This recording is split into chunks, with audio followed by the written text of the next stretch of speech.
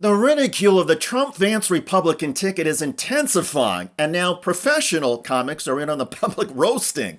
An online Harris fundraiser called Comics for Kamala featured former Saturday Night Live comedian Cecily Strong with Democratic Congressman Eric Swalwell playing the role of sidekick. Strong delivered a series of brutal jokes, including one mocking J.D. Vance's stupidity and appearance. J.D. Vance is confusing because his rhetoric wants us to panic about immigrants, but his eyeliner wants us to panic at the disco.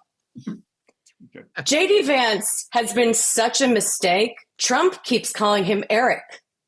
But his son, Eric, not me. That's his son, not you. No.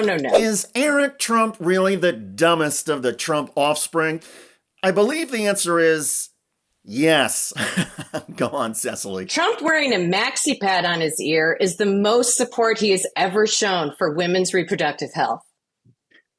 There's speculation that Trump is unhappy with Vance and is thinking about getting rid of him, but he better hurry because it's been 6 weeks. That's an abortion joke for everyone who's J.D. Vance not thinking about those deadlines.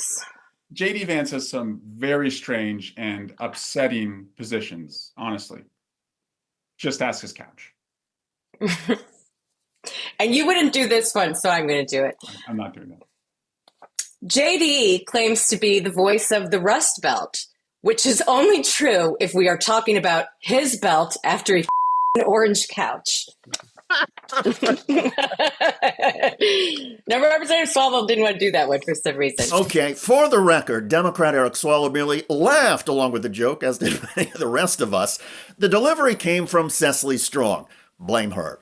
She says nearly all of the jokes were written for this online fundraiser by 3 former and current Saturday Night Live staff and friends of hers, Katie Rich, Josh Patton, and Pete Schultz. In other words, the Comics for Kamala fundraiser was a group effort. The ridicule of Trump and Vance comes as Trump's running mate is now pleading with reporters not to call him weird.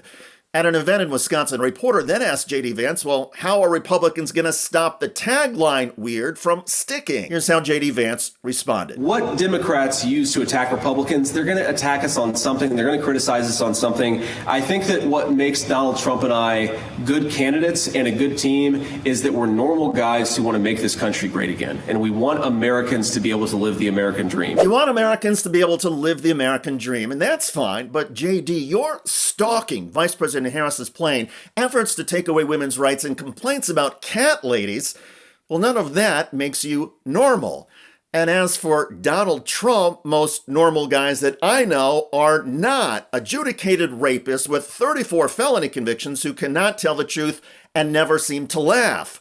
Donald Trump is not a normal guy, and you, JD, are also not a normal guy. You would probably be better off embracing your creepiness and weirdness and being self-deprecating about it. You know, laugh at the Walls tagline, declare that the comedy jokes are hilarious, and say you're honored to be roasted by the group from Saturday Night Live. But getting defensive and prickly about it all only makes the ridicule resonate even more.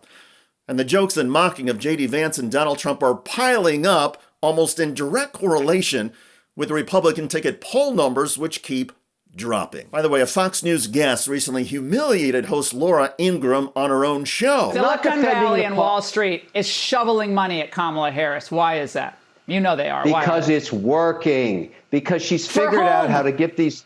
Look, I'm just telling you the facts. Okay. You don't want to hear them? I won't tell them to you. Check out that video at the link below. I'm David Shuster. Thanks for joining us.